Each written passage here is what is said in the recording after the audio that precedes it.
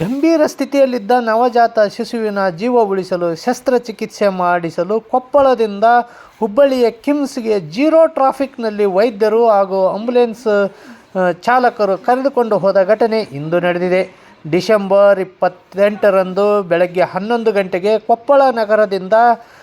ಕೇವಲ 1 ಗಂಟೆ ಸಮಯದಲ್ಲಿ 150 ಕಿಲೋಮೀಟರ್ ದೂರದ ಹುಬ್ಬಳ್ಳಿಯ ಕಿಮ್ಸ್ ಆಸ್ಪತ್ರೆಗೆ ಜೀರೋ ಟ್ರಾಫಿಕ್ನಲ್ಲಿ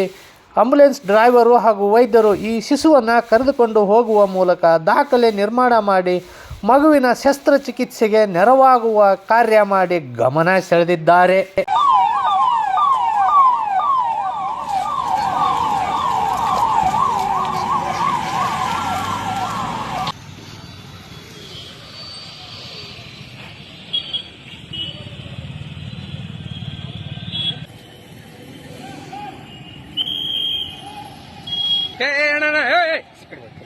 ఇక్కడ బారు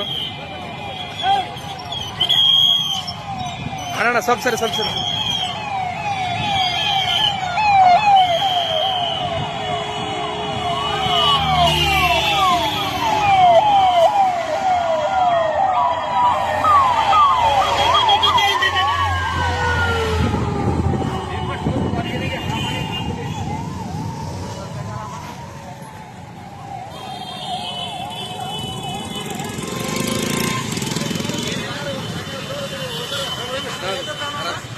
ಒಂದು ಪಾಪುಗೆ ಆರಾಮಿಲ್ಲ,